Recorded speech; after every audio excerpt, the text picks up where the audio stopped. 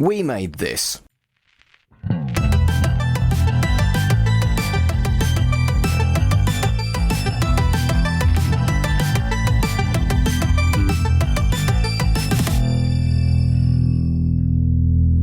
Hello and welcome to Geek Polymath, the podcast about a guy who likes loads of geeky things, but none of them intensely like some. My name's Mark Adams and I'm your host, and indeed I am the Geek Polymath. And today's conversation is about RuPaul's Drag Race. With me at this time to discuss this phenomenon of television is the incomparable Darren O'Byrne. Hello, Darren. That was an extremely impressive intro there. You've been working on that for weeks. Tell me no lie. You have been working on that before, right? I have. Did you have that written down in front of you? I didn't, but I have impressive. practiced. That was really good. That was like straight off BBC 4, but not BBC 4 prime time, BBC 4 after midnight. That's what I'm thinking. So there's a niche there for you, is all I'm saying. Get onto BBC 4. Don't mention that you know me, though. It will not help. I mean, the thing is, right, if you get it right when you're doing your intro, it's you that fucking edits the podcast. So, the better I do, the less work I have subsequently. So, a metaphor for life right there. If we all took that attitude, how easy would life be? If we just do a bit better, it makes life easier for us all. Although I do like the line, I am the geek polymath. That's a really cool line. I like that. I like that. Thanks. I'm going to keep that. That's really cool. Well played. Well played. That's the end of the podcast, folks. Thanks for tuning in.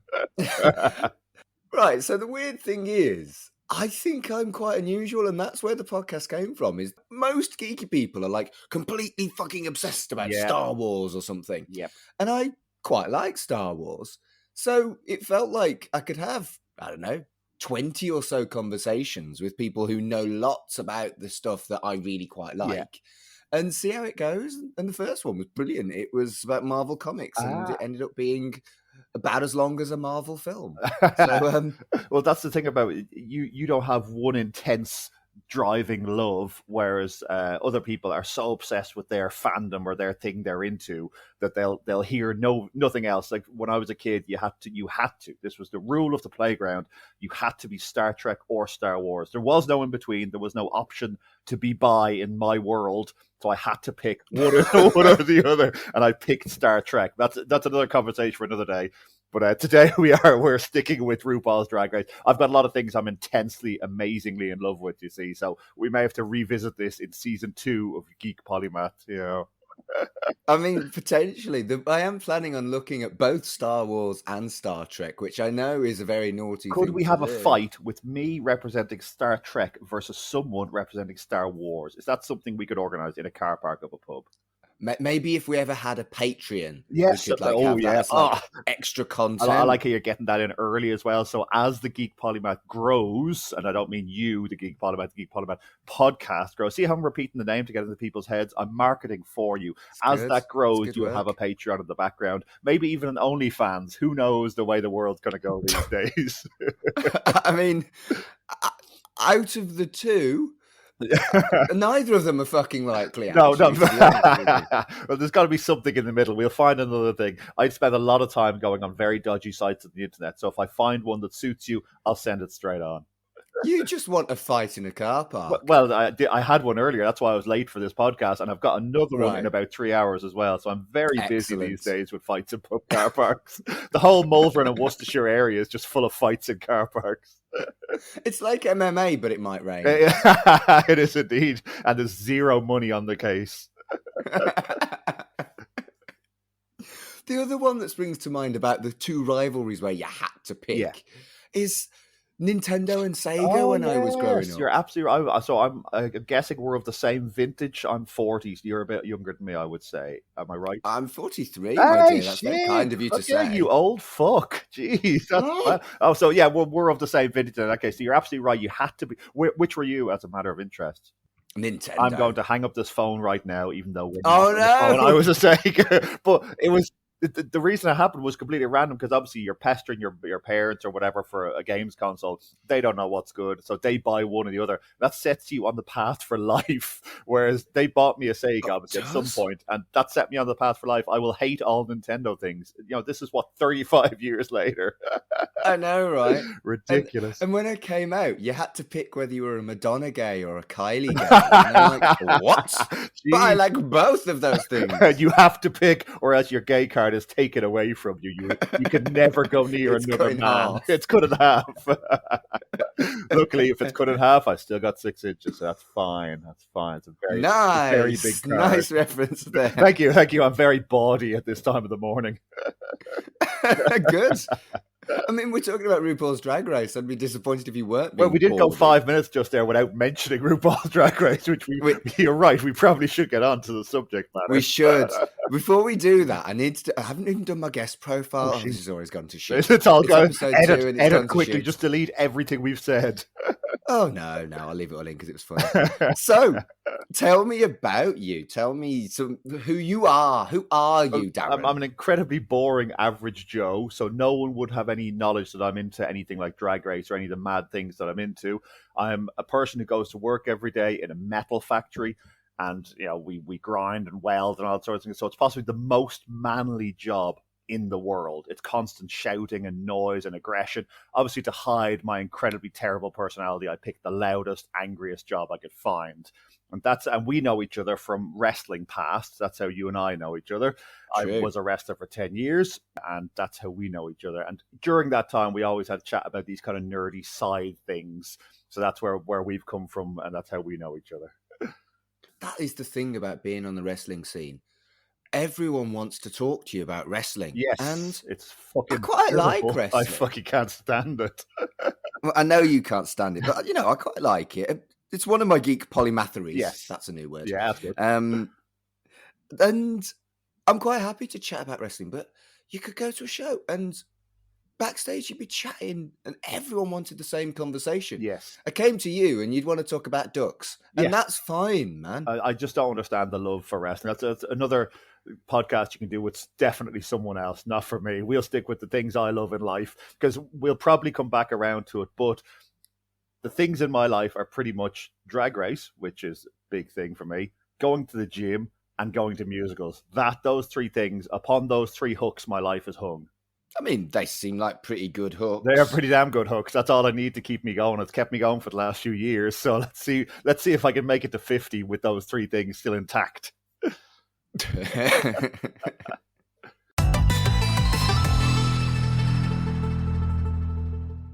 So we're going to move on and have our full, proper geek chat about RuPaul's Drag Race. Okay. And your first question is, what was your first encounter with RuPaul's Drag Race? So I'm not 100% sure. That's the answer to that one. But it must be something to do with my ex-wife. She was into it before me, so I definitely owe her that she introduced me to this. So I probably came home someday and it was on TV and I sat down and started watching it. I think she watched it from season 1 onwards, but I think I came aboard between season 2 and 3. So I probably sat down, watched the end of season 2, and then said, well, this is quite interesting. Let's start afresh with season 3 and see how we got on. So that's when I really started watching it properly. And then me being the person I am became incredibly obsessed, whereas she would watch it casually and, enjoy the show. She wouldn't quite get the obsession that I kept going with. As basically, she had more good things in her life. I just had RuPaul's Drag Race in my life. So I definitely owe her for that, giving me that introduction. So I think that was my introduction to her. But in preparation for this podcast, when you asked me about it, I tried to think back to the first episode I saw, or the first encounter. But I do know, I knew of RuPaul from many years ago because obviously she is the one and only drag queen who is in the complete mainstream. So she would have been on Eurotrash back in the day. So when you're a kid and you're staying up late, you're watching Channel 4, you're hoping just to see any kind of attractive woman on television, and RuPaul appears on your screen. You're trying to see tits, and RuPaul comes on screen. It's the closest thing you've got, so you just go with it. You're 11, 12. This is how you go. You see RuPaul, you go, okay, fair enough. Let's do what we have to do. So I think that was my first encounter with RuPaul. Would have been in the Eurotrash days. I've got so many things to talk about having that. Right, first up, did you enjoy other elements of gay culture before you encountered RuPaul's Drag Race, or was it this that got you into all the other gay shit you're into? Nope. I've no idea why gay culture is probably the most interesting thing to me, but it's probably theater. So theater is the biggest, largest love of my life, and in particular from theater, it's musical theater. And obviously, you pesky gays have completely taken over and own the world of musical theater. Therefore, for me as a non-gay to be involved in any way, I have to respect your culture. So I think I'm talking to this is the United Nations. I'm trying to be diplomatic here, so just making sure you don't ostracize me from the community, because you all know each other. I know how you talk, but all of the all of the things I'm interested in life just happen to be controlled entirely by gay culture. So I say, hey, why the fuck not just dive in and become involved? Well, to be fair, though, technically, you are a member of the gay community. Sweet. In as much as you are LGBTIIAAP, you are one of the A's. You are an ally. You love the gays. I love the gays. I do love the gays. It is true. A lot of my friends are gay, and people from theatre are almost always gay. People often think I'm gay because I go to musicals on my own. For example, last night, I sat front row at Hairspray on my own. This is just literally last night, and it was fucking brilliant, by the way. This is the one in...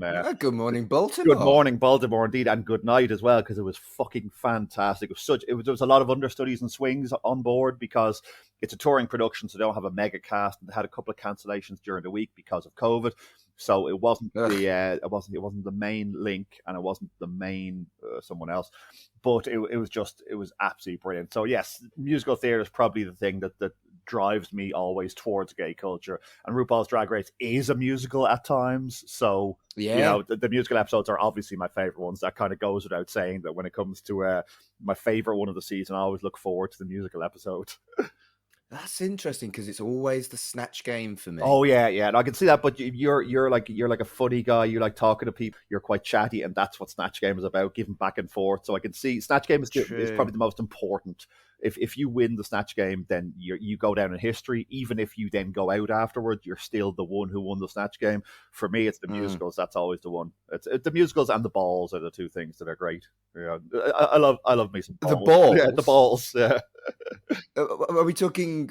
You've lost me. The balls. The challenge where they have to do 3 looks and then present them. Oh, right. Okay. There's no mini challenge usually in the ball episode, so they have to walk the runway in usually 3 different looks. Sometimes it's been 2, sometimes it's been 4, and that's the ball episode. So that tests their fashion and the test their craftiness, because they got to make the stuff themselves. Usually for the 3rd look, because sometimes you get queens who go in with a big budget, and those queens will have really cool outfits, just amazing outfits, but it's not them. They haven't put their heart and soul into things. So when they do a sewing challenge to really test someone, that's when you see their skills, because particularly the early seasons, these queens were working for like $20 a night. They had really shit normal jobs. They were doing it because they loved it, even though it was not a way to success. Whereas now, if you do well on RuPaul's Drag Race, you're sorted for life, aren't you? You know, you're getting bookings all over the place. But the early seasons in particular, these guys, some of them were working as cashiers, some were working in warehouses like me,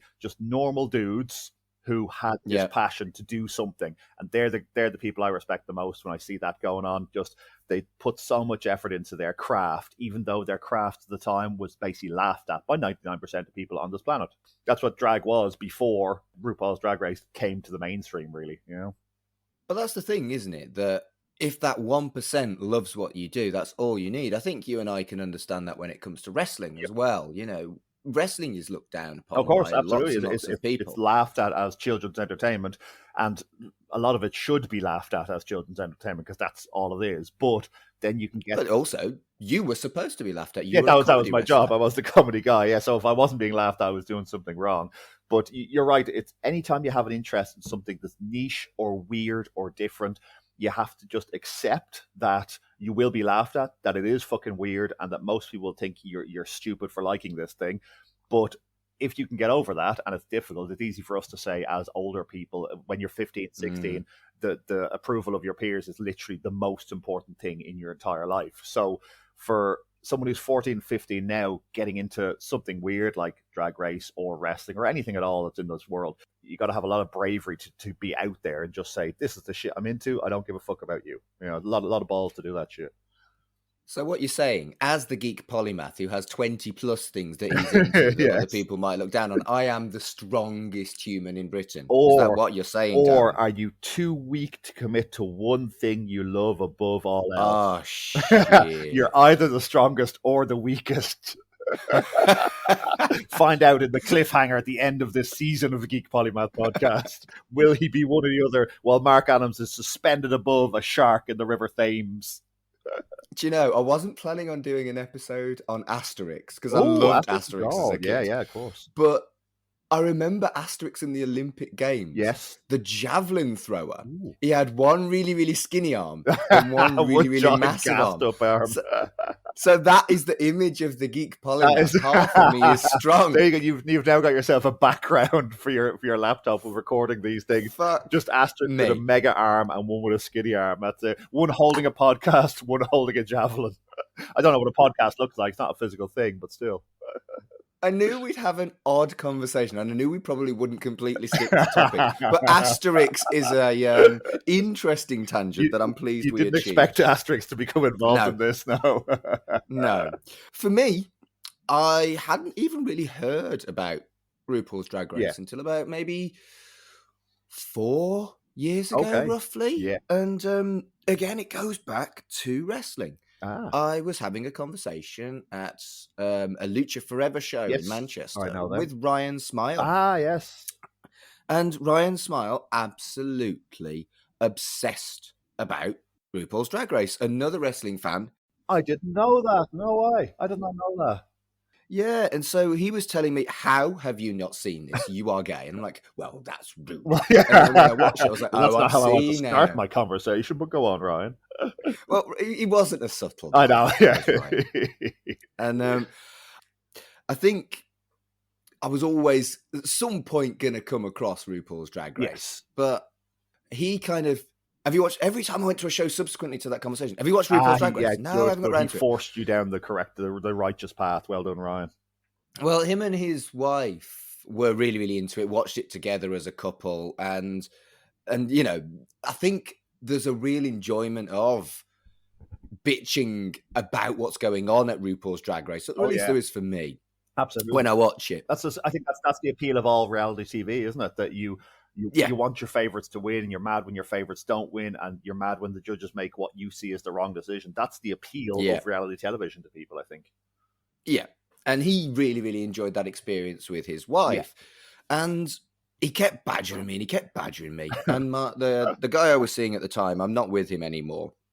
But we didn't actually have very much in common when it came to television. We kept trying shit. Yeah. And it would hit with one of us.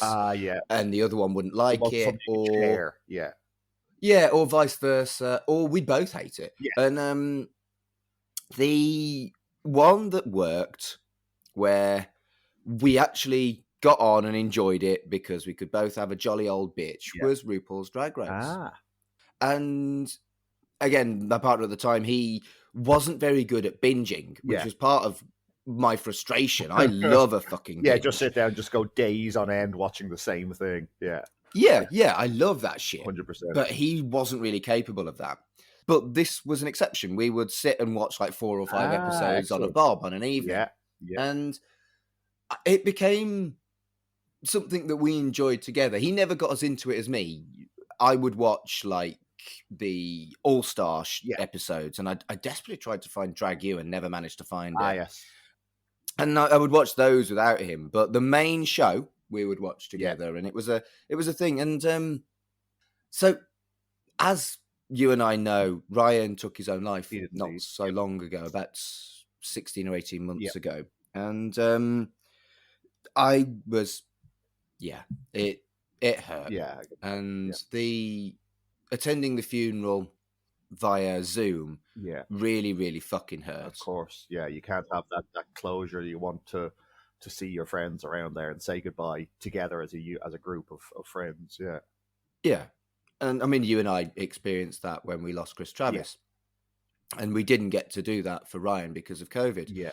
But one thing that I will always take away from my friendship with Ryan is every time I put on an episode of RuPaul's Drag Race, I have a little Of smile. I think course. he was He a fucking idiot. I Yeah, loved yeah, he him. was the one who gave you this gift. He obviously left you and his friend group a very sad way, but he left you with this little parting gift, which is quite a cool way to remember someone. You know, it's a positive way to remember something that's obviously very, very negative. I'll never forget him. Yeah. And every time I put an episode of RuPaul's Drag Race, I have a little smile. Of course. See what I did there? A little There, smile. Ryan smile. Well played. Well, I think he'd appreciate that. He was one of those guys. So I worked for him and I worked with him a few times, but he was close with people who I'm close with. So obviously, you know, it's I'd never consider myself a friend of his, but we worked together a few times, and he would be close with guys like Seb Whitehouse, who I love, and Flash, and a few of the other guys who I get on really well with. And I remember when that happened, it was to say it was a tragedy is not the words aren't quite there for, because I know he left behind was it a little girl, a little boy? A boy, yeah. That's the biggest tragedy of all. But you're right that he left you with this present, which brings us into our conversation as well. So he's certainly still around. You know, he certainly still is around our world, which is quite cool. He'll certainly be remembered by the people who I know who really, really, truly love them. And that's if all of us can leave this world with people who love us, leaving us behind, that's not a bad way to go out. I think you're right. There we go. So what is it about RuPaul's Drag Race that particularly appeals to you over everything else that you could possibly like in geek culture? It's impossible to narrow it down to one thing, because it's literally everything about it is everything that I like. So you've got legitimate competition, because 9 times out of 10, the loser is the one who does the worst. So one of the problems with reality TV is that they keep the controversial people in and they send home the boring people. That's something that happens in reality, and it becomes quite disappointing, because they're just looking for, like, remember Big Brother? When Big Brother first came out, it was quite interesting, because it's a house full of 12 people trying to get on, and they're normal people, and it's a social experiment. And then it started becoming Nasty Nick. He was the first ever real crazy fucker in there. That was so good. Him and Craig, the builder. That was a great season. That was absolutely brilliant. But after a while, I started bringing in, so it was a load of paid 3 models, and it was a load of guys who wanted to get famous for whatever, just to be on the papers or be on TV. And that stopped being interesting, because it then became a bit of a fake thing. And the irony being that reality TV is the fakest thing in the world. But RuPaul's Drag Race, it has the reality that 9 times out of 10, it's not always, there are controversial decisions, and there are decisions that you'd never agree with, but usually the best person, the person who performs the best, wins, and the person who does the least goes home. And that's quite a cool way to do things, because it's rewarding people for their hard work. And I know there'll always be episodes where you totally disagree with those things, but 9 times out of 10, I think RuPaul gets it right. And it could be the edit. A lot of fans of the series talk about how the edit works, and you can kind of tell what's going to happen based on the edit. But that is TV. We are watching an entertainment program, so you don't want to go too far down that rabbit hole of what, you know, bit conspiracy theory. But as for why I love it, I've got absolutely no idea. It's just got everything I like. It's got the world of RuPaul's Drag Race is the world I want to live in. It's nice. People are good to each other. People have interesting stories and backstories. They're all respected. They're all given what they're due. The hard work they put in. You've got presenters, you've got comedians, you've got fashion people, you've got people who are amazing female illusionists. All these things are just skills and talents that you know they've worked on at home in their bedrooms in difficult times, and now they're getting to show that to the world. And that's quite a cool message, that you work on something, you work at it hard, you really put the effort in, and then you get to shine. And that's quite a cool message to the world, I think. Yeah, I think what you're saying is fascinating about reality TV. The 9 times out of 10 thing makes it compelling. Yes. Because Yeah. that one episode where you're like, what the fuck, bro? Yeah. Like, you know, immediately springs to mind Joe Black. Yes. What the actual fuck? Yeah. Bimini was great a few episodes later, and then she was everywhere, and she was brilliant, and she was great. But Bimini should have gone against Joe Black. She should. Even when you watch the first episode with Bimini in it with that Norwich City shirt, that outfit is not the best outfit in the history of the world. But when they had the break and came back, the Bimini that came back later on is just an unstoppable drag machine.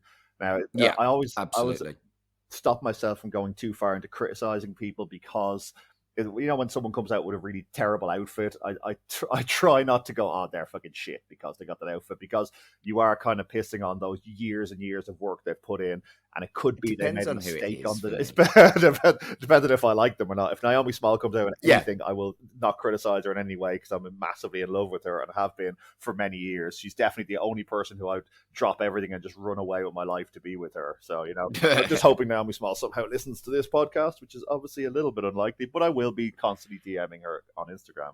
So, yeah. Terrible stuff. But yeah, you're right. Well, that's reality TV. I think without the 1 in 10 where you don't agree, it would lose some of the excitement, though. Do you think that's fair? You're right. I wonder is that why it's always left to a judge decision. So some things are impossible to put numbers on. So, for example, in sport, if one team scores 3 goals, the other scores 2, then the 3 goals wins. It's factual, it's linear, it's written on a piece of paper. But if you leave it to a judge's decision, that leaves room for personal interpretation. So if you see an outfit and you think that's fucking cool as fuck, I really like that outfit, and I see it and I think I don't like it at all, the details don't work for me. So we can have that disagreement, and then that disagreement is replicated in homes around the land. So, yeah, you know, me and you be sitting on a couch watching, I think, no, mate, that outfit is cool, and you think it's shit. That's what gets the interest, because next week you watch and you want the person who knocked out your favorite to go out the next week. So those right? Controversial decisions, once they're not too glaring and obvious, I think they do drive the format of reality TV forward. Yeah. I also want to talk about something you brought up as well, the edit. Yeah. The perfect example of the edit is Sherry Pie. Yes. Erased from history forever. And she was originally a massive star, and I think they really, really pushed her. Yeah. And they had to desperately edit it because, well, frankly, she's a right cunt. Yes. And you could tell that. Whereas previous series, it was obviously a little bit more subtle. Yes. But do you think that the edit makes it even less reality TV than something like Big Brother? Absolutely, yes. So the edit completely changes the story of what you're watching. So it can make someone look like a dick. It can make someone look unprofessional. It can make someone look anonymous, even though they may be the most fantastic person in the world. It can make them look like they're a quiet wallflower. So the edit can completely change the show. Absolutely right. And that's something you have to accept before you commit fully and fall in love with Drag Race. If you listen to Race Chaser with Alaska and Willem, they do a lot of info. They give you a lot of information about the edit and how it works, and how they sideline some queens, and if Rue likes one queen, they'll push her. So these are things you have to accept, that this is what we're dealing with. This is the entertainment business. It's never going to be a completely fair fight. So your favorite or the most deserving person may end up just being washed away with the tide, and someone who you don't like may go to the top because they're marketable, or they're young, or they're going to make RuPaul money. You have to accept those things. And I'm not mad about that. That's absolutely fine. You know, the show is RuPaul's idea. If she says we're going to go left, let's all just go left. You know? I think for me, the evolution of reality TV is that it has become less real. Yep. Your early Big Brother stuff was really quite raw. Yes. Whereas this is a product. Yes, absolutely right. It's anytime a reality TV series lasts longer than 2-3 seasons or series, it will become more and more polished and less real. So that's absolutely, so you watch it as two things. It is a reality TV show. There's no question about that. That's what we're looking at here. But it's an entertainment show first and foremost. If you always remember the word light entertainment, that is what we're watching here. And if a queen is boring, or if a queen doesn't have a controversial opinion or any of these things that will get viewers and get ratings, they will be pushed off to the side somewhat. Early seasons, it wasn't as prevalent because they were only working for Logo TV, and it was just, it wasn't as mega as it is now. Now it's so mega, they have to be super careful about who wins things and who they push, because with the Sherry Pie stuff, with Tyra Sanchez stuff, all these things, it can hurt the brand, and you'll always hear the brand as the most important thing. I'm not talking about the Miss Fame brand. I'm talking about the brand of the show. It's the most important thing. RuPaul needs to protect what the mega thing that she's made. And if anyone comes for RuPaul and does give her a stick, you got to think to yourself, she was doing this stuff when it was in these shithole clubs, getting treated like absolute shit for very little money, and generally being laughed at by the majority of people in the world. So she deserves the respect for being one of those queens back then who did those things to pave the way for these queens now. Because these queens now, you see them on Graham Norton, you see them on BBC presenting shows. They're general celebrities and they're accepted, and everyone just accepts these things because drag's been around forever, and the idea of a man dressed as a woman, it's always been a comedy thing, like the Panto Dames, the comedy thing. Now it's becoming a bit more accepted, and it's not a transvestite thing, it's not a sexual thing. There's nothing about it. It's just a character that a man, generally a man, is playing. Obviously, there's lots of women who do drag and trans who do drag and everything else in the world who do drag, but the thing I'm most interested in is a man doing drag as a character. So they're playing a character, just like an acting job. I think it's absolutely fantastic. Cheryl Hole is someone who I've seen now. You hear her on the radio, you see her doing panto, you see her presenting shows. That's kind of cool because that's just an average Joe just doing a really cool job at being someone else. I think that's absolutely fantastic that you can just play a character and then go back to being your normal life afterwards. How cool is that? It really, really is. Before I answer this question, I know you and I talk like this, and that's fine. The whole point of this podcast is that it's a massive gab. We have not got any limitation on how long this lasts. You mentioned a podcast with Alaska and Willem. Yes. I had never heard of that. But what I do know is that Willem fucking hates RuPaul. Does Alaska hate her as well? No. So Alaska's always the moderator in the middle. So Alaska always has to be careful. So she'll kind of run the line for RuPaul and help her out when Willem goes too far in one direction or the other. But what both of those are, what Willem is show business. So Willem was show business before Drag Race. He's show business after Drag Race. He'll be show business long into the future because his plastic face will last forever and we'll all be dead and he will still be acting. So he understands the job. He knows what acting is. He knows what show business is. So he gets the edit. He gets what these things happen. He knows RuPaul has to do what she's got to do, whereas Alaska's been really successful thanks to Drag Race. So she'll protect the brand as much as she can, but they're both very honest. But that is the podcast I would really recommend, Race Chaser. The cool thing about it is they do every single episode, so they dedicate an episode of the podcast to each episode of RuPaul's Drag Race, so you can follow along with it on your TV while listening to them. So that's kind of a cool way to do podcasting, where you're also watching an episode, and it'll remind you of cool episodes to go back and watch as well. So for a quarter of an hour on, the thing that particularly appealed to me about RuPaul's Drag Race was I came out a little bit later than some people do. Yeah. And I already kind of had my tribes by that point. Okay, yeah. Just because, I want to suck dick doesn't necessarily mean that means I have to join a certain tribe, in my opinion. Correct. So, I was already a rocker. I was already a comic book geek. I was a lot of other things that I identified with that were an important part of who and what I am. So I never really truly engaged with the tribe of gay man. Yes. In Manchester, where I live particularly, there's a scene, a whole street of bars. And if you frequent that place regularly, you get the nickname of a scene queen. Right. And I was never a scene queen. I liked to go out, I liked to drink, I liked to see my friends, and I liked to cop off with men and then go home and have sex with them. Yes. That's what you did in the late 90s, early 2000s. But I certainly don't do that anymore. And really, the scene was only, let's be blunt, a means to an end for me. Gotcha. Yeah, you weren't really making legitimate connections with people. You weren't finding people that are the same as you and thinking, great, I can talk freely with these people. Do you know, to this day, the vast majority of my friends are straight. And I know a lot of gay men don't go the other way round and they have very, very few straight friends. Yeah. But I never really engaged with gay culture particularly. I don't like musicals, for example. And I think for me, finding something that I really like in the gay culture that I've not avoided, but just not ever managed to engage with, and having a level of, I can talk to a gay man about Drag Race and I'll look like a scene queen. Yes, gotcha. Yeah. You know what I'm getting at? So that really appealed to me. Your knowledge of Drag Race is pretty good, so you can walk into a room full of other Drag Race fans and you'll 100% fit in for all they know. They won't know that Mm. you're not completely engaged in the way, in that gay culture way. A second ago, you said you don't like musicals, by the way. I was so tempted to hang up this podcast.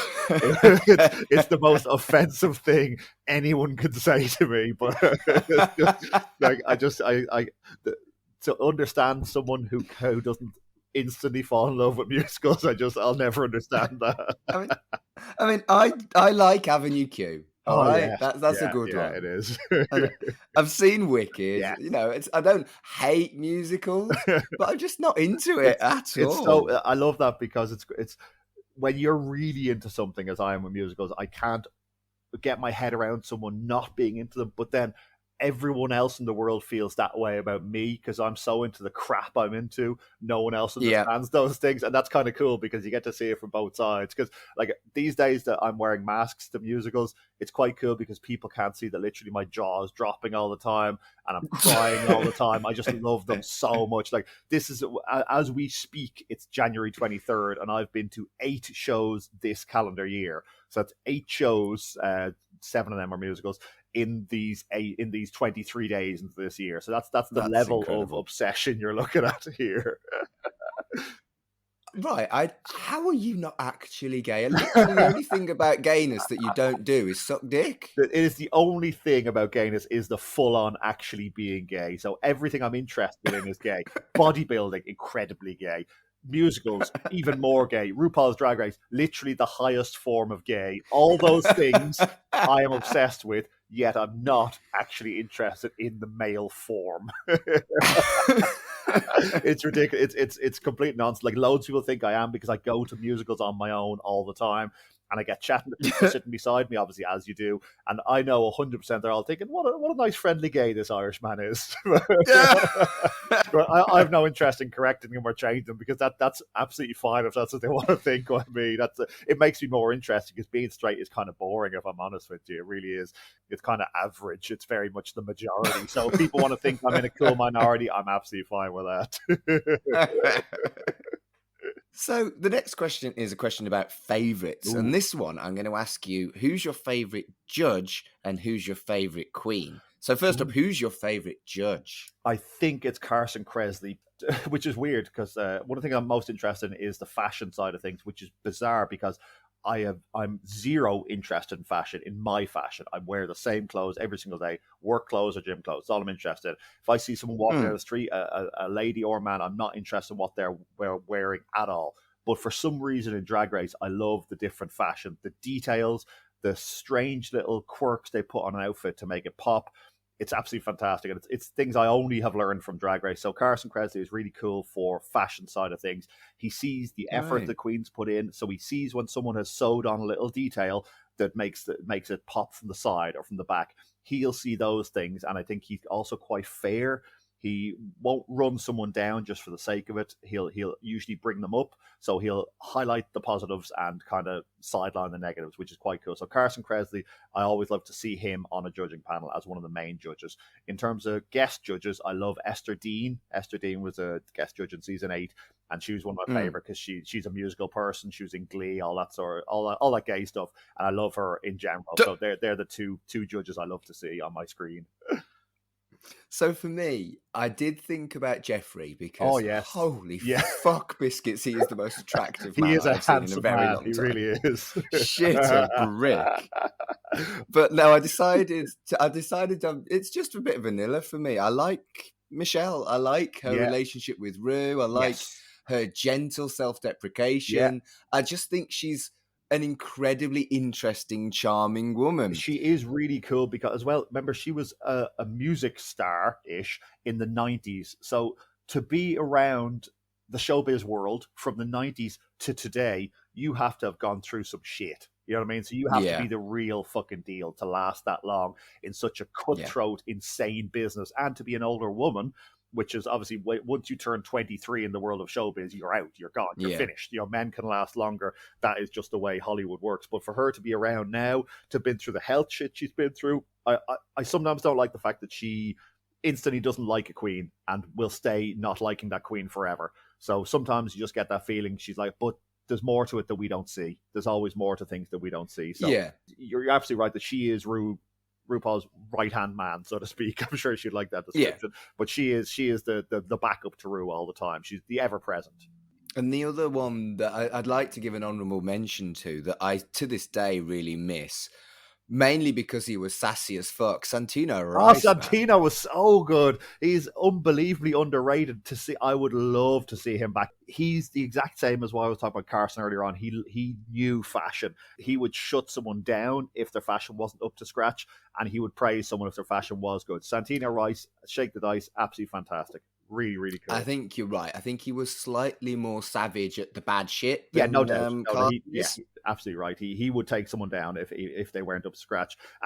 But he was fair. He didn't attack someone for no reason. He was, if someone's fashion was shit or someone's outfit choice was bad, he would tell them it's bad, and that's kind of cool. Do you know why Santino went? No idea. So I looked it up a while ago, or I saw someone asking him on Twitter, would he come back? And he just said he moved on to other things. So it didn't seem to be any kind of break, any kind of painful break. It just seemed to be, I'm moving on to something else. So you got any knowledge on that?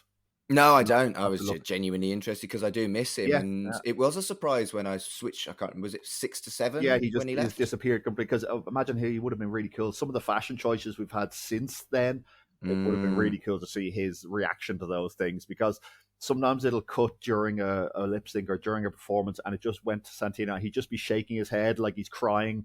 Just on the judges. I used to love that because it was honest. It was true. It wasn't like, because Ru gives you poker face sometimes and Michelle gives you bitch face sometimes, but Santino would 100% give you what he was thinking. So Milk came out with the beard. Remember Milk came out with a beard? Yes. So Milk came out with a beard. His outfit was cool because it was real Italian Renaissance painting style, Madonna and Child, really cool outfit. And he came out and he turned to the side. And he had a beard on. And Santino just dropped his head and just shook his head. But later on in the judging panel, he did give him massive props for doing something different. So that was kind of cool. But Santino 100% always gave us what he was thinking. And that's kind of cool. Yeah, definitely. All right, moving on to your favourite queens. Naomi Smalls will always be my first love. And she's just unbelievable. I just love everything about her. But I've got just a never-ending amount of queens who I think are cool as fuck. Simone, who's current reigning queen of the universe, she's well cool of the recent She was incredible. And then if you go back, Raven, you just can't go wrong with Raven, because Raven's like this cool rocker dude out of drag, and then this beautiful lady in drag. Yeah. How cool is that to be able to do those two things? And then Jujubee, who's just a really interesting, normal guy, and then can also be this beautiful woman. That's kind of cool to be both those things at the same time. Jujubee is back again for Queens versus the Universe, UK versus the world, all that stuff. So she's back constantly, which is kind of cool. But season 8 is my favorite season. So all the queens from season 8, I'll always love. Bob the Drag Queen, Chi-Chi DeVayne, Thorgy Thor, who I hated when I watched it first, and the more I've watched it, I just think she's cool as fuck. I can't stand Thorgy Thor. She's an entitled cunt. That's exactly what I thought. I hated her so much watching that season. And then since my love for that season is so massive, and no one else loves that season, I'm the only person who flies the season 8 flag. After a while, because she came for Naomi in early episodes, and if someone comes for Naomi, I instantly hate them because I'm very protective in that way. And then, but later watching Thorgy since then, interviews with her, she does seem really cool, and she's got a legitimate talent in playing that violin as well. Cool. Yeah, true. Even in her fucking All-Star season, she was shit. She was such a cunt. She definitely didn't do much in All-Stars. She never really managed to turn that thing around. Chi-Chi, honorable mention for Chi-Chi, because she's no longer with us, and she was just she was cool because she was such a crafty queen. She was one who was, when she came on the show, she was in bankruptcy. She had no money. She was working like 3 jobs, like a checkout person and a fucking car wash, all these normal jobs. But then when she was on stage, she was just fierce as fuck. And that was really cool to see someone who could forget their normal life just for that little bit of time on stage. And that's really cool. I think for me, for the longest time, it was Sharon Needles, just because she was incredibly gay and incredibly gothy. And hi, that was me.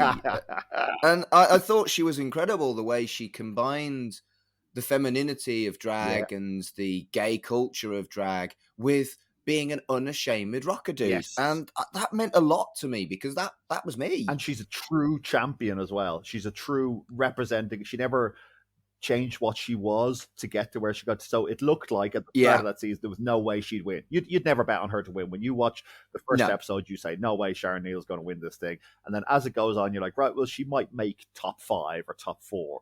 But then as it goes, she just stays true to herself. Her personality is engaging. Her attention to detail is good. And she just got better and better and better. She's a true champion of that show. I think she's one of those people you can really look up to and go, she is a great example of what RuPaul's Drag Race is all about. I don't want to say it, but didn't she do something relatively cunty recently? I don't know. I don't pay much attention to the queens, what they get up to afterwards, because I'm so into the Drag Race world. As in, once the season ends, I'm like, hey, I go away season 13 queens. All I care about now is season 14 queens. I've no idea what she is a bit of a controversial character, and that's not a bad thing. I think she did something quite. This is the thing. I don't go much into it, but I once you're similar to you, once the queens have moved on and we've got new queens, I don't look into it. But I think she did do something that was a little bit kind of unpleasant. We'll have to look it up. So we'll put some research into that one. The subsequent one that I really liked was Willem, because she gave no fucking shit. And she wanted some D, and she risked everything to get the D, and then she got the D, and then she got fired. I'm like, yes. That is it. Like you said, Rockstar a minute ago, that is an extremely Rockstar thing to do, to risk everything just because it's what I want right now, so that's what I'm going to fucking get. That's also pretty fucking cool, we got to say, you know? But after mentioning those two, it is Miss Vanjie. Oh, of She's course. just fucking funny. Yeah. She's just funny. She is absolutely brilliant. And also the fact that, like, was someone, when she went off, someone said she's also really sweet, but she'd also cut a bitch. I quite like that as a description of a person. I was so glad that she got her glow up when she came back again. And now since then, she's one of the most popular queens. So at DragCon, she's wonderful. Her line is like out the door for people to get a picture with her. And also the fact that she doesn't mind the fact that at first she was a joke queen. So it was just people saying Miss Vanjie and getting a picture with her. But she went with it. She was like, she doesn't care. She gets bookings off it. She made those jokes herself at the reunion. She said that she doesn't care. It's work. It's money. It's people are liking her for something. That's good enough for her. And then obviously she's since gone on from that point to show what a great queen she also is. Because I was glad when she came back, because she was able to show that, yes, she can act, yes, she can comedy, yes, she can snatch game, well, to some degree, and yes, she can do the rest of the stuff. So, yeah, I love her. I would watch the fuck out of her if she came over here. She's incredibly watchable. That's what she's is the essence of a drag queen there. Watchable. Someone who is either on stage at the bar you're in and you're like, right, put my drink down, stop talking to someone and look at this queen. Or in the TV world, it's put down your phone and pay attention to what this queen is producing on your screen. And that's to me, is my favorite part of drag. There's lots to drag, but that's the bit that makes me most interested, is you're a fucking entertainer. That's what you are. You're making people stop doing what they're doing and look at you, and that's kind of cool. Yeah. So what is the most obscure fact that you know about RuPaul's Drag Race? Oof. No idea.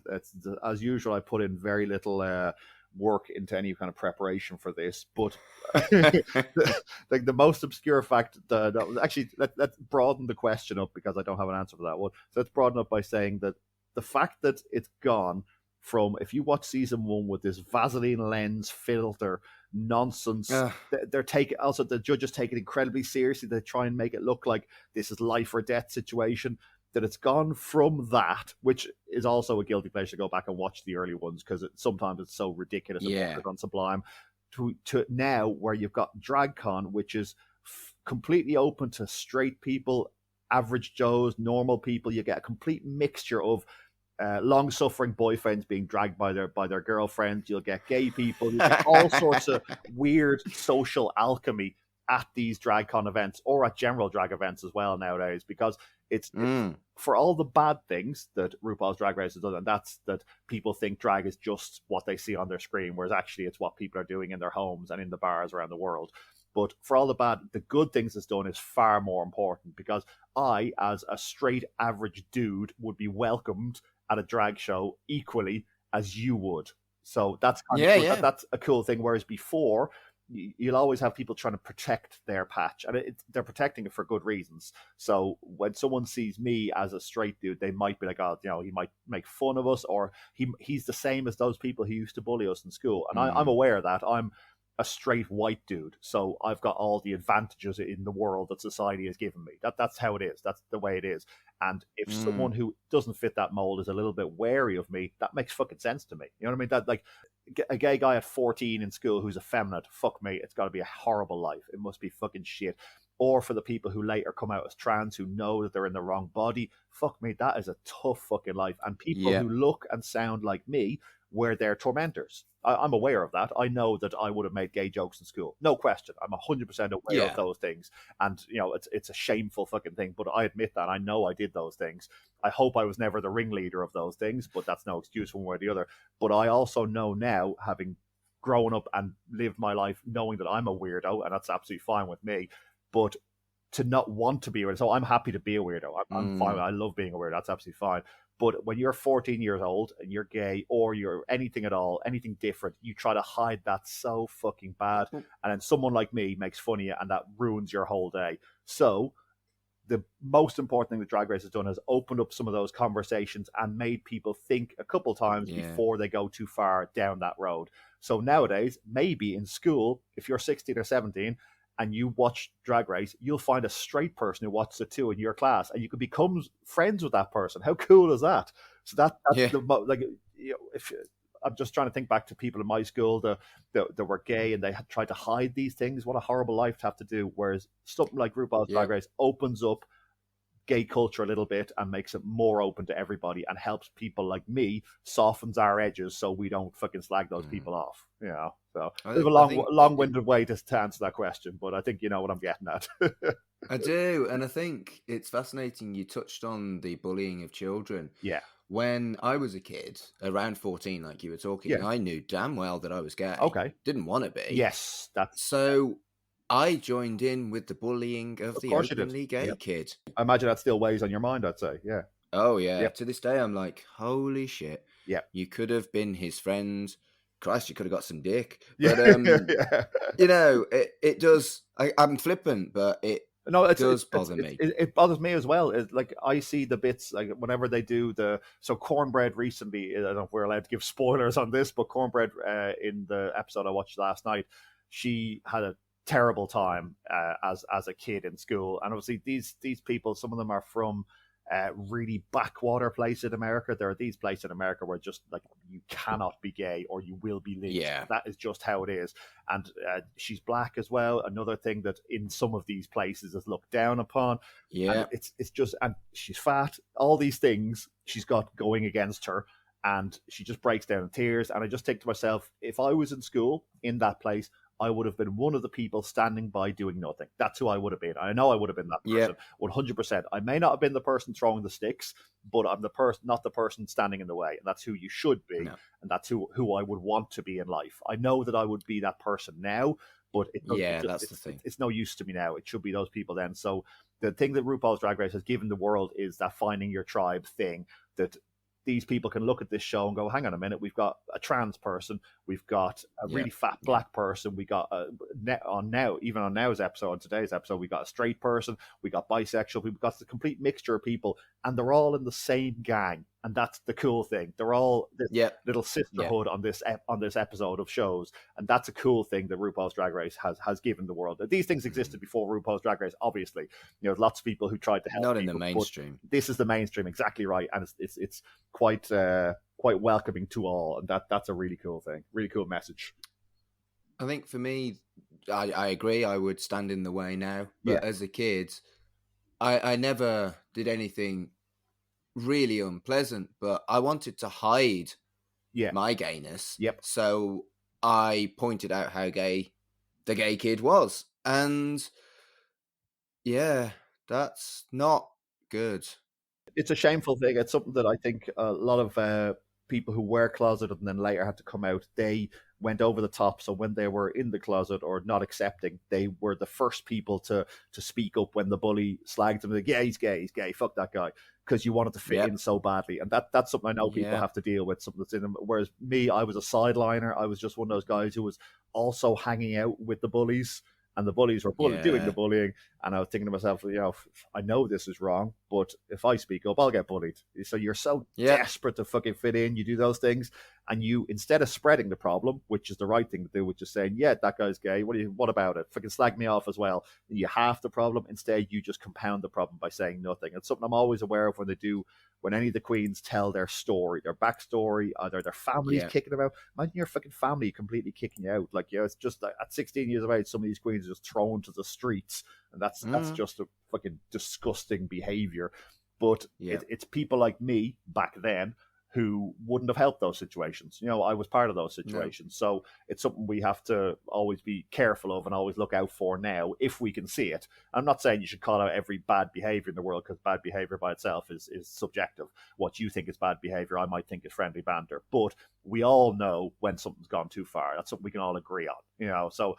Whereas you'd be more liberal than me, so you would find some things more offensive than I would, and we'd probably disagree on those things. But I guarantee you and I would both be 100% together when it comes to someone being properly fucking bullied, and we wouldn't stand for those things. So that's the people we need to be, hopefully, for the world to progress a little better. Although it does feel slightly like it's going backwards in world politics, but that's another podcast for another day. Oh yeah, it is. But I think the way we can summarize the conversation we've had is that RuPaul helps people be better with this show. Yep, absolutely, 100%. Couldn't agree more with that. That's exactly it. It's for all the bad things, and people don't like RuPaul, and people think it goes a bit too far into entertainment rather than real life reality TV.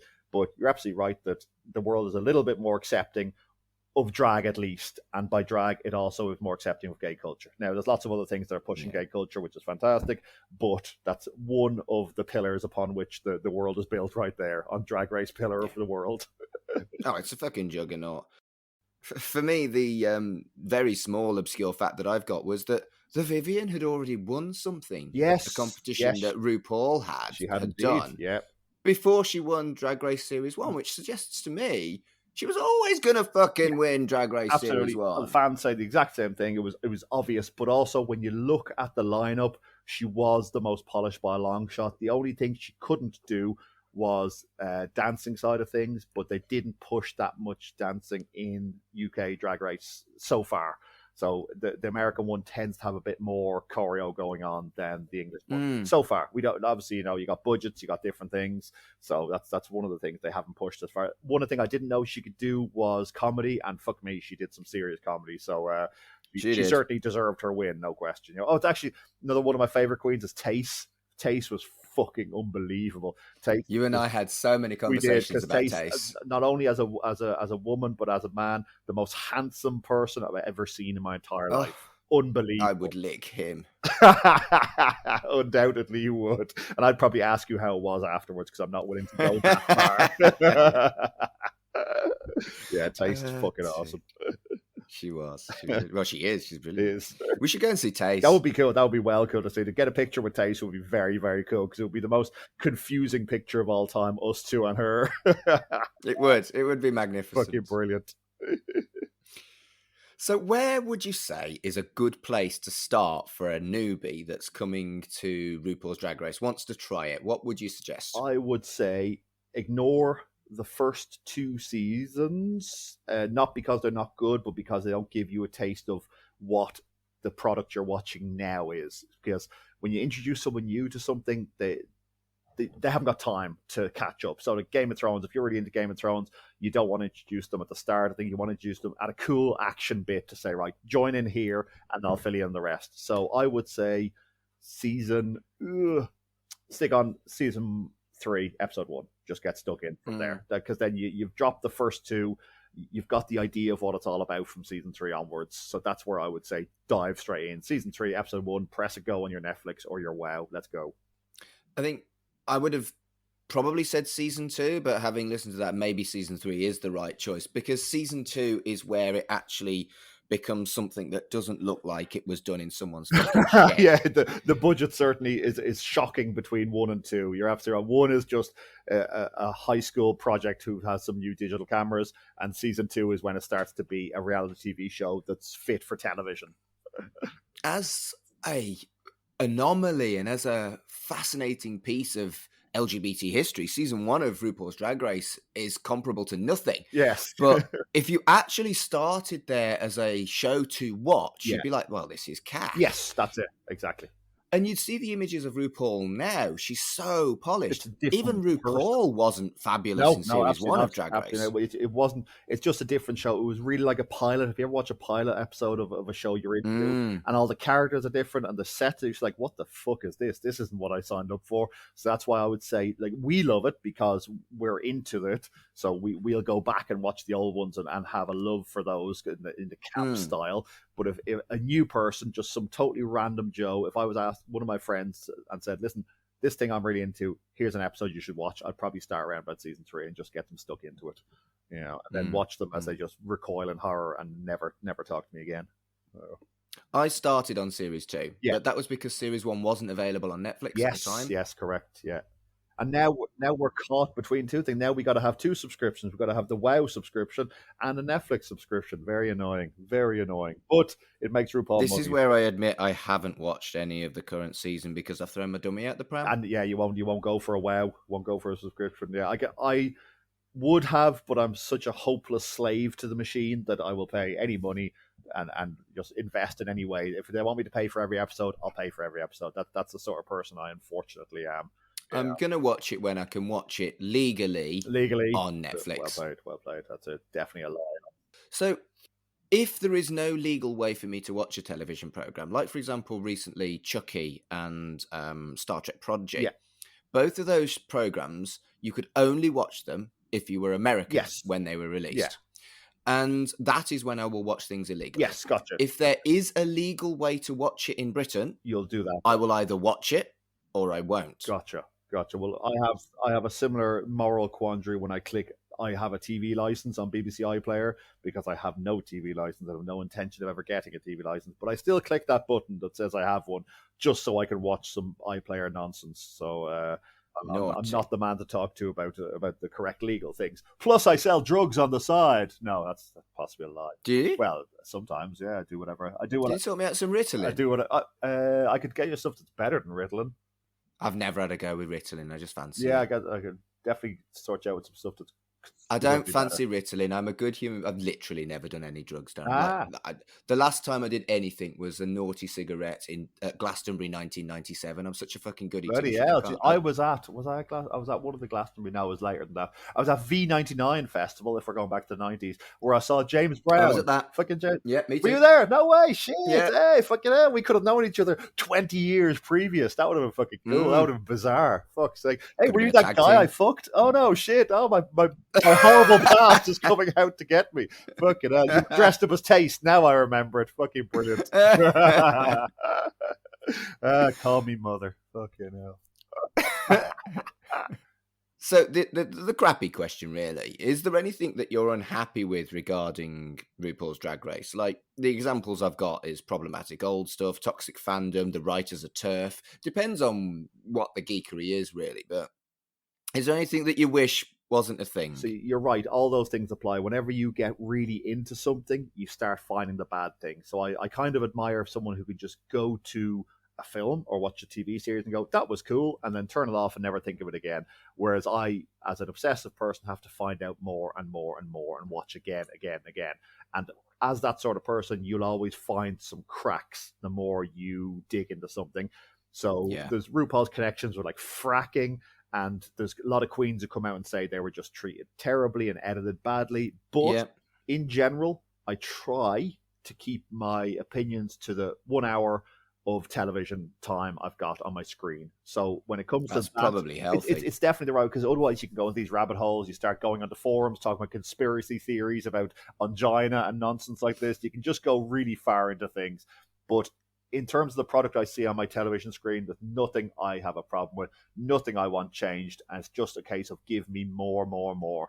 Other drag fans, the occasional time I speak to another drag fan, which is very rare, they'll say there's too much, so she's flogging the horse, but it's hot right now. And we all know in 2 years the world might be totally different and there might be no interest in this at all. So she's making her money while she can. She's got Drag Race Thailand, Drag Race Spain, Drag Race Italy, Drag Race UK. She's really smashing as much Drag Race into us as she possibly can. And I say fucking go for it, because when you're hot, you're hot. And as soon as you're not hot anymore, you're fucking gone. So I've got no problem with her doing 1,000 Drag Race episodes a day if that's what she wants to do. If she wants to have bad opinions on people, that's fine with me. If she wants to start having queens who are fucking straight, queens who are gay, queens who are anything in between, that's fine with me. Just give me fucking more. I just love it. So can you actually, your subscription to WoW, can you actually watch all the other countries' drag races? And yes, are they you can indeed, 100% everything. So it's got Thailand, it's got Italia, it's got España, all of the drag race. It's got Thailand. I only got the first season of that one, I think. But yes, so the WoW... subtitled in English? Yes, so the WoW subscription gives you everything you could possibly need. It's missing a couple of seasons of the UK one, and it's missing a couple of seasons that are on Netflix of the regular season. So it's got holes every now and then. But if you've got Netflix plus that, and plus are okay at changing your VPN to make it look like you're in a different country, then you can watch all the drag all the time. The only problem for me is I don't have enough fucking time, which drives me crazy because I work so many hours. So if I had more time, or if I somehow got sacked and ended up ruining my life, that would be pretty cool. I could watch a bit more Drag Race. Amazing. I think for me, the thing that I dislike the most, touching on to everything you've said, like the fracking and the poor treatment of queens. Yeah. I think for me, as someone from a working class background and someone who, my dad is very much a middle class man who built himself from nothing, from the working class, but my attitudes are undeniably working class. Yeah. And for me, as Drag Race has progressed, you need to either be rich or get into debt to be successful. Yes. And I don't like that. I think that completely defies the initial ethos of the show, really, particularly when you look at series 1. Yeah. But the perfect example, I thought one of the best queens on their season was Aiden Zane. But she hadn't got 2 halfpennies to rub together, and you could tell, and she lost because of it. Yeah, she was just a bedroom queen who was just doing her own thing and perfecting her art at home on her own, doing her own way. But that's unfortunate. You get the same thing in football. The team with the biggest budget just gets to the top because they can buy all the best players, and other teams who are more hardworking or more thoughtful or using their brains more or more social initiatives get pushed to the bottom because they haven't got the things to make it to the top. So you're right. I remember when Courtney Act came on, obviously she had some ridiculous outfits, which were just incredible stuff. You know, other people in her season were like, fuck it out, man. You know, what how am I supposed to compete with that? But they did. They managed to do it.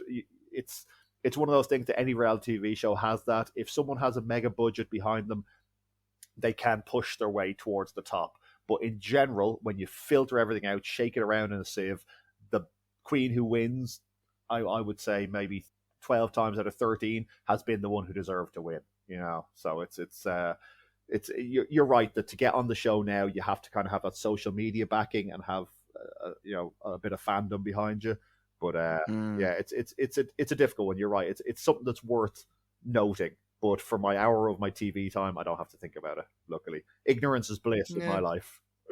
No, I am fair. very ignorant, so you know. You're right. I will still watch it, even though that does bug me. Yeah, no, it's good. It's at least you care. You know what I mean? At least you care enough to think about what's right and wrong in life. And that's if everyone was in the same boat as you, perhaps the world would be slightly better.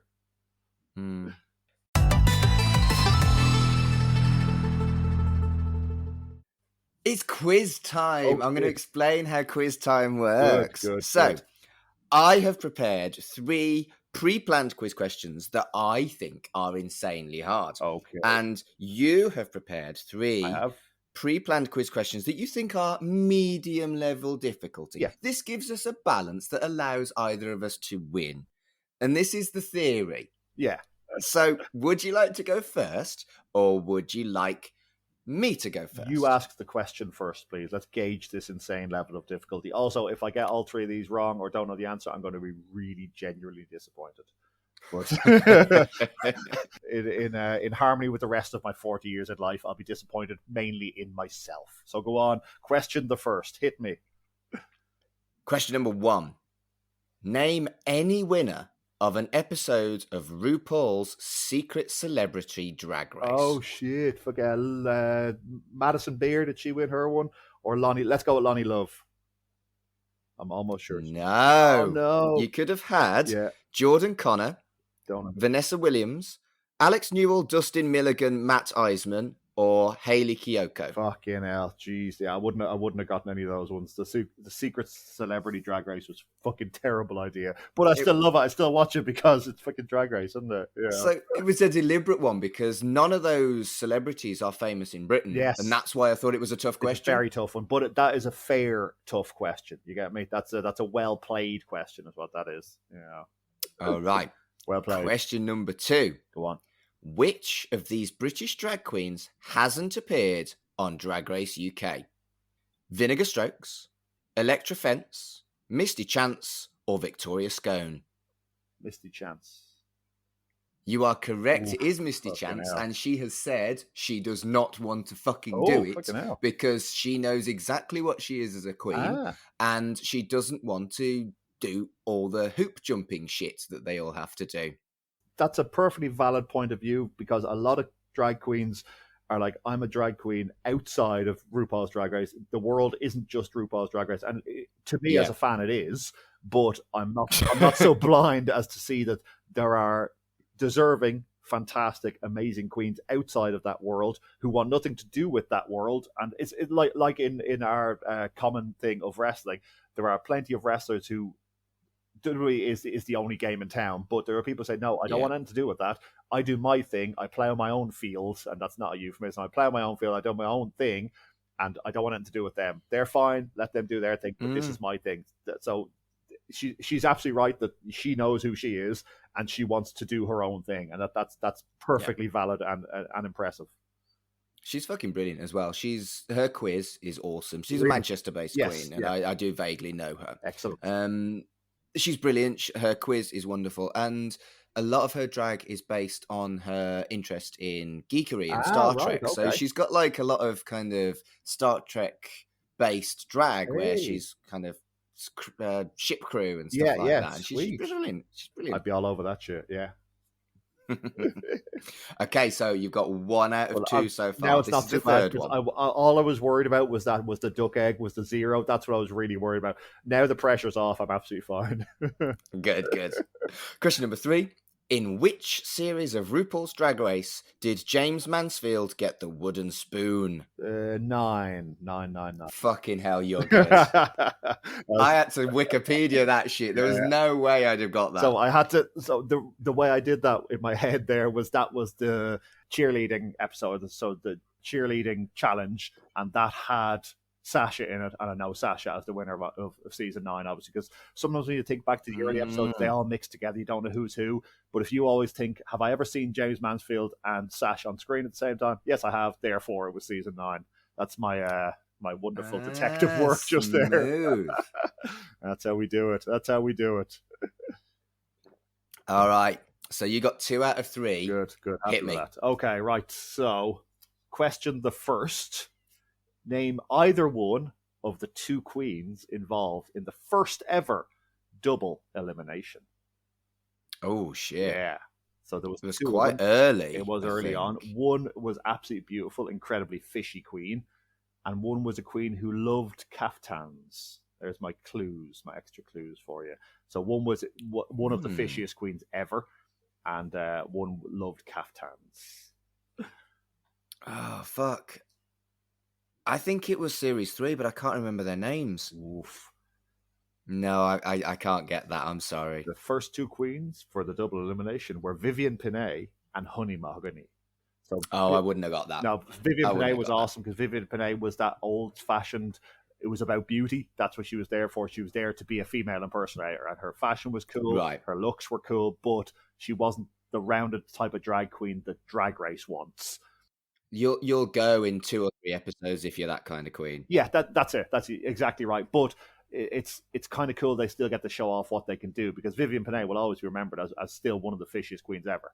She'll always be one of those fish queens, so she'll always go down in history in that respect. But it's kind of interesting because that form of drag is perfectly valid. It's not for me to say what's valid and what's not, but I can tell you when something is most definitely fair, and that type of drag to just be a really cool female impersonator is perfectly cool. You'll never do well on Drag Race because you'll have to do all the challenges, but it's still a cool way to do. If you can be a man, big old truck driving man during the day and a beautiful woman at night, that's kind of cool. I mean, that's something that deserves some respect. It's not something many folk can do. No, it's definitely not something many. As a former truck driver, I can confirm that I have never been a beautiful woman. So it's something I'll always have to live. I'll take that with me to my grave. You know what I mean? That's just how You're it is. Not tempted? Never tempted. Not tempted? Never tempted. Never tempted. It's something that it's really interesting because obviously my background in wrestling, I've always wanted to be an actor, but I've just never taken that leap to do those things. And with drag, it's even further removed. It's just not something that I've ever been interested for myself. I'll happily be a fan in the front row. I was tempted because I had an idea, and I'm never going to do it, so I am going to put it on this podcast. If someone nicks it, I don't know, buy me something shiny. I like shiny things. If you want this idea, get in touch. Buy me something that's like 100 quid or something. I don't know. Yeah. But the idea I had is I can do a reasonably good impression of Elvis Presley's singing voice. Fucking hell, cool. And I really, really like Kylie Minogue. Yes. So I had the idea of dressing up as Kylie, but singing Kylie songs in Elvis's voice. Excellent. And that would be Elvily. Oh, fucking hell, Elvily. Sounds like some kind of painful STD. I really like the idea, and I could probably get on with shaving my entire body and wearing frocks and wigs. But I just can't be asked to do the makeup. I just can't be asked. That would be the most time-consuming bit.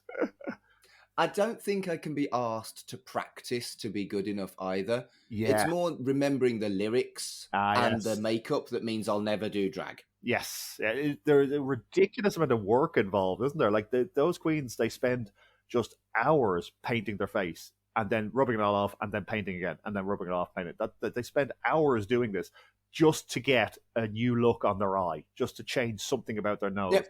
That's the effort that goes in that the people like me don't see.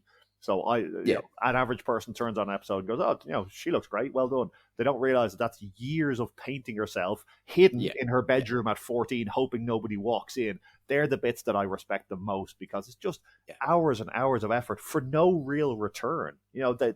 What do you make? 50 quid doing a job in a pub, 100 quid doing a job in a pub, maybe like the wrestling days. It's not a big thing. And then if they get their big break to get on RuPaul's Drag Race, they might still go home in the first episode and they'll get 100 people on Twitter saying, "Oh, mate, you were shit." They don't see that they were fucking practicing for fucking 10 years to get there, So that's the bit where I'm always careful to not criticize queens whenever I can. It's obviously we all criticize things in life, but whenever I can avoid saying, "Oh, she was shit," I just say, "Well, it just wasn't her night," whenever I can, unless I really hate someone.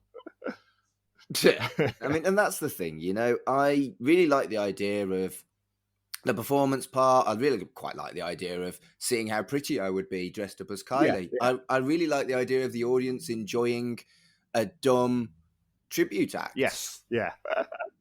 But the work that goes in the first bit, it's just the level of time commitment. I've got so much else going on in my life that I can never realistically learn the makeup. I can never realistically learn the lyrics. I know most of the Kylie lyrics, but if you're not 100% on point with your lip sync, you look absolutely diabolical. You look shit, and you've cheapened the art as well. Something that you love. You love these queens, and you appreciate what they do. And if you were to do it half-assed, you'd cheapen their efforts. So if anybody wants Elvily, get in touch at Mark Adams HC on Twitter and buy me something for 100 quid, and you can have it. Don't nick it, though, because it's my idea. And if anybody knows Naomi Smalls, there to get her to get in contact with me, please. That would be great. Thank you very much. We tangented. Question number 2. Question number 2. Season 2. Who won the Snatch Game playing Britney Spears? This is a legendary queen who was just a fucking... she made really good TV. She was not the winner of that season, but she was Britney Spears, and she did a fucking killer job as Snatch. I knew it wasn't Sharon Needles. So we're at season 2. Go back one. Oh, roll back to... Oh, fucking hell, yes. Raven and the Gang. Think of Raven and the Gang. There's been a lot of Britneys over the years. But this was winner of season 2 Snatch. Right. I'm trying to go through my head. Yeah, I know this is the killer thing. It's because there's so many fucking queens. There's been so many Britneys as well. But this was... Because I've only watched each series once all the way through. Really? I've not... Yeah. Fucking hell. Jeez, you need to get yourself some more time. I know. I might do a rewatch of everything. Yes.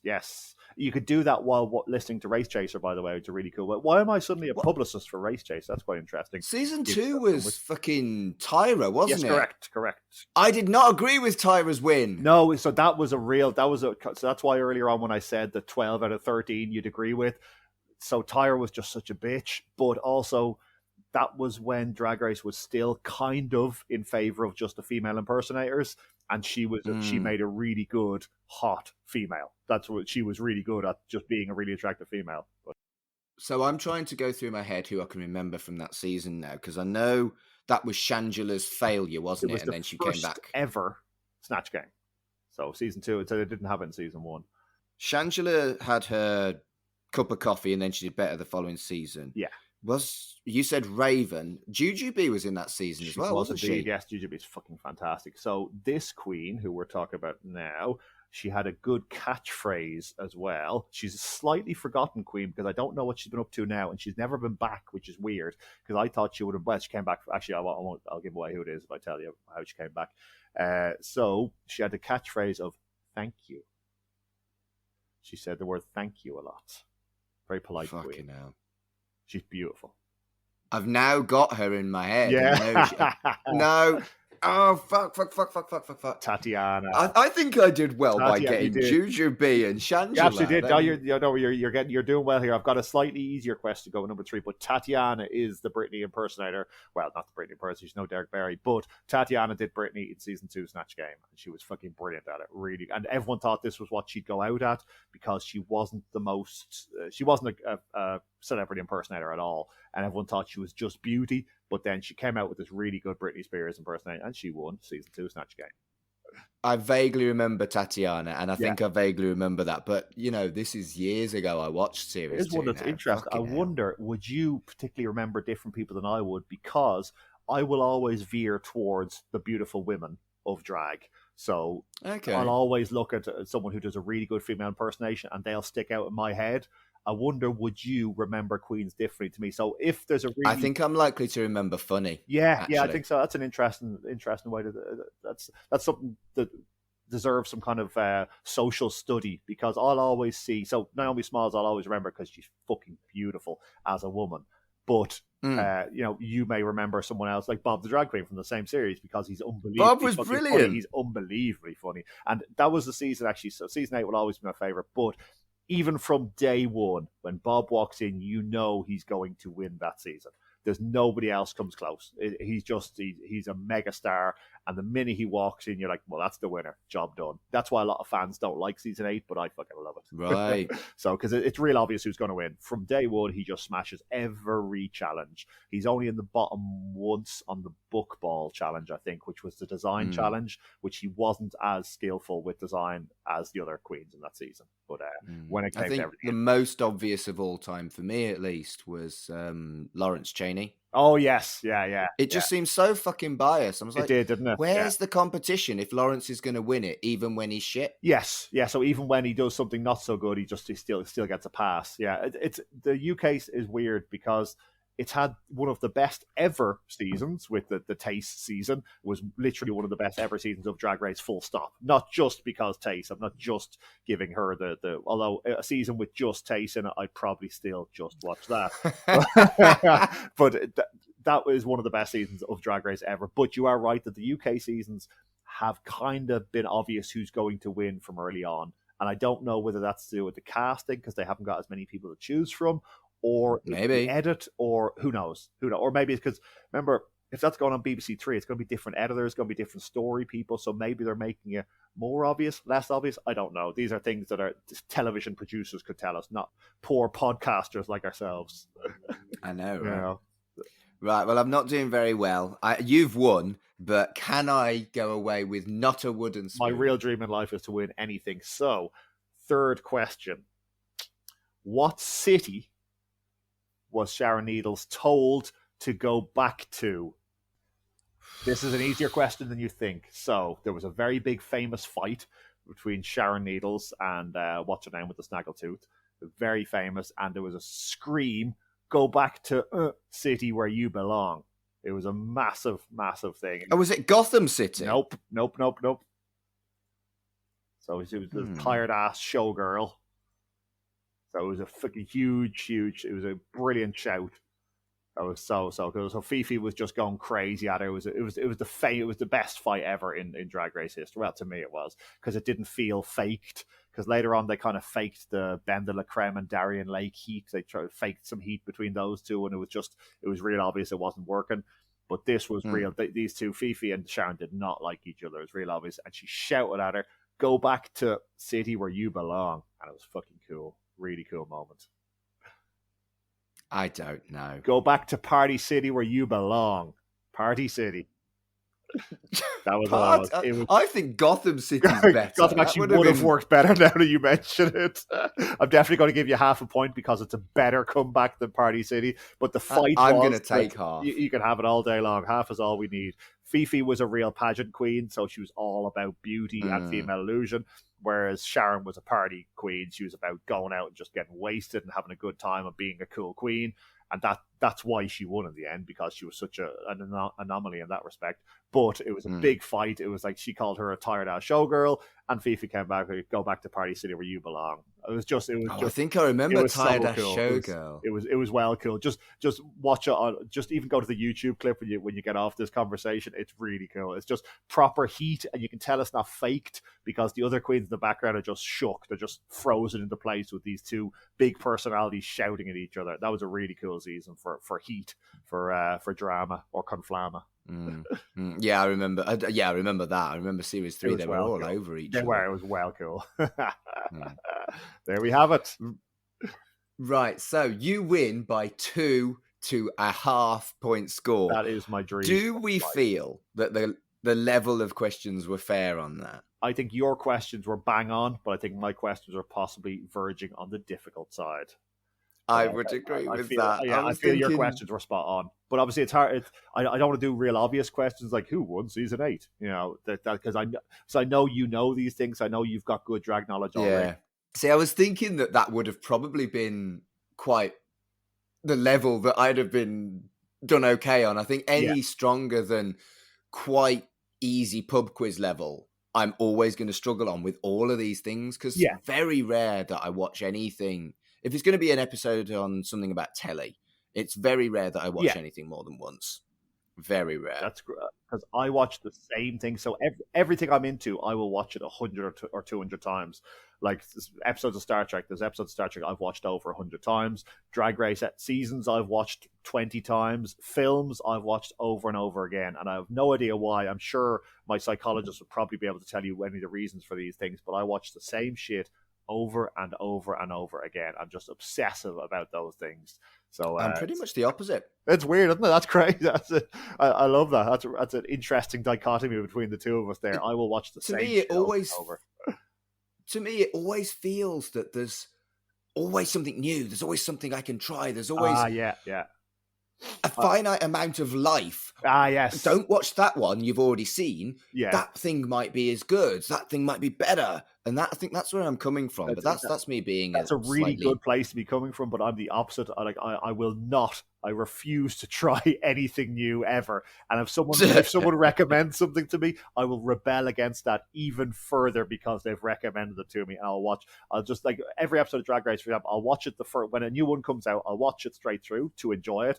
and then immediately as it ends, I'll put it on again so I can watch it to enjoy it from a different angle, to learn a bit more about it. So that's the stupid way my brain works. The first time I watch it, I just want to see who wins, who's in the lip sync, what's going to happen, and then I watch it again to say, right, why was she in the lip sync? They mentioned this earlier on. Oh, she didn't get this right, or the walkthrough went this way. So it's and then I'll watch it again probably the next week as well. So it's same things over and over again. I can see the appeal, and I really do, and I think I've done that recently because I podcast about the Chucky franchise. Yeah. So I've watched Child's Play and all of the sequels films, and then the teleseries 3 or 4 times in 3 or 4 months. And that's been a completely different experience for me. And I've enjoyed it. Yeah. But I've just got this nag in the back of my head. Do you want to watch that again? Or watch something new? There's a new thing just dropped on Netflix. Gotcha. Yeah. No, I can see your point of view. I can see why that makes sense. But I'm completely the opposite. That's an interesting way that we both are into some of the same stuff, but from a completely different way of enjoying those things. Although, if you're into horror stuff, I have never watched a horror movie in my life. I fucking can't stand horror, which is just weird. No way. Because when me and my wife used to live together in this very house we're here, she would watch horror movies quite a lot. That's one of the things she's really interested in. And if I walk into the room, I just be like, I'll just go to the other room and just sit over there, because the Simpsons thing with Grandpa who walks in and walks out again. Yeah, that's me if I walk into any room with a horror movie on. Like, obviously we had lots of other things we did watch together, but when it came to horror movies, just no chance, never going to happen. I just cannot. I just don't like the idea of being scared, because I spend 95% of my life scared anyway. I don't need to add that 5% in to make it 100%. I just don't need to be scared of monsters and shit like that. I'm already scared of responsibility, growing old, everything else, Nah, fair enough. That's what it's about.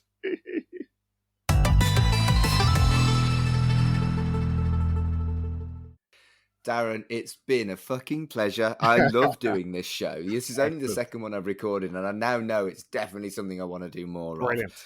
Brilliant. Where can people find you on the internet? They can't. I just don't want anything to do with people unless it's about drag. And then on Twitter, I'm at Mad Man Manson. That's the only place I want anyone to contact me or shout at me in the street. Just that's absolutely fine. So if I'm passing you in the street, just shout at me. That's the way to find me.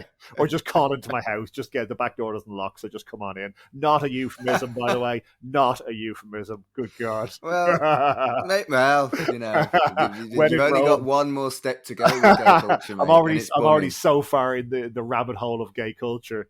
Also, in the rabbit hole of gay culture. That's not a euphemism once again. So. But yes, they can find me on Twitter at Mad Man Manson.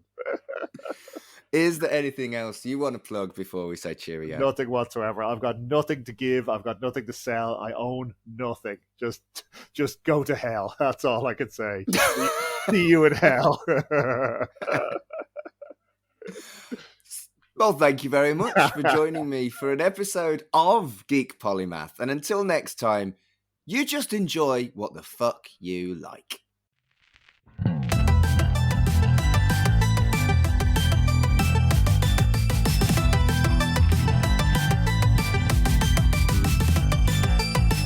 Geek Polymath is a podcast brought to you by the We Make This Podcast Network. You can follow the show on Twitter at Geek Polymath. The show's creator and host is me, Mark Adams. You can follow me on Twitter and Instagram at MarkAdamsHC. The show's logo was created by Carl Bryan, and the theme tune was composed and performed by Colin Jackson Brown. Thank you for listening to Geek Polymath.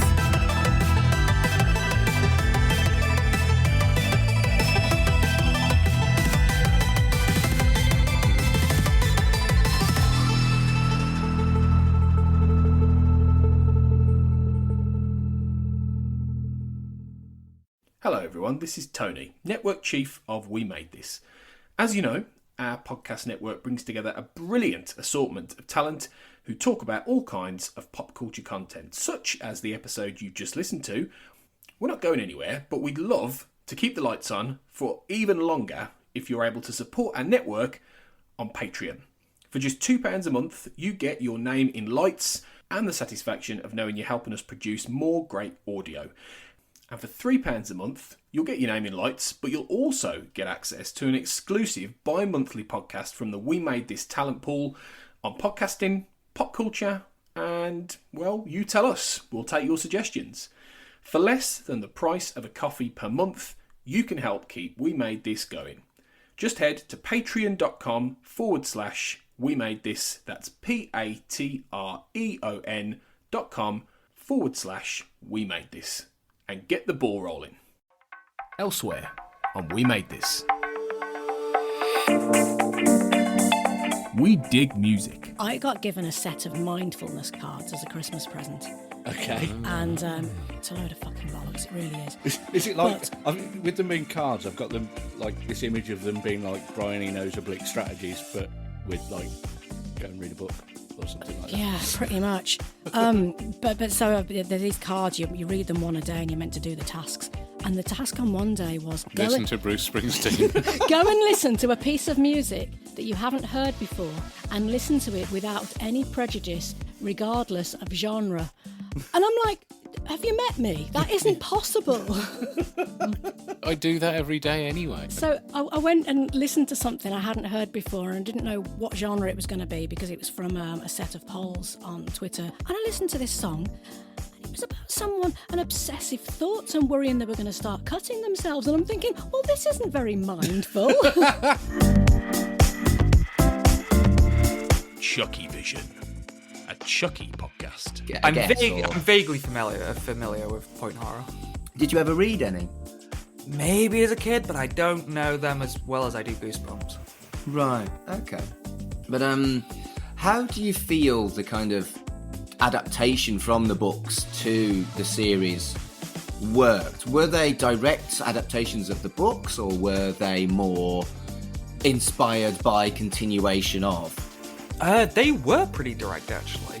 There's like 60 books or so, or at least in the original run. He always did those like Goosebumps 2000 and stuff. Like he was always updating the titles, which, I mean, God knows what kids are reading these days. I don't know if they're reading the original books. Gotham U, a Batman podcast. Hear what you're saying, and I can't help but think, like, is it just nostalgia that's giving Michael Keaton the pass on this? But also, it's not his fault. Warner Brothers came and gave him a check and was like, hey, be Batman. What's he gonna do? Say no? No, not at all. And Michael Keaton himself even loved being Batman. He did an interview not too long ago. I don't remember what the interview was, but he was talking about coming back, and he described why he didn't do Batman forever. And, you know, for years there have been speculations, there have been rumors, and he put it to rest, and what everyone said was true. He just didn't like the direction that Warner Brothers was going with the Bat franchise. Check out all of these shows and more on the We Made This podcast network.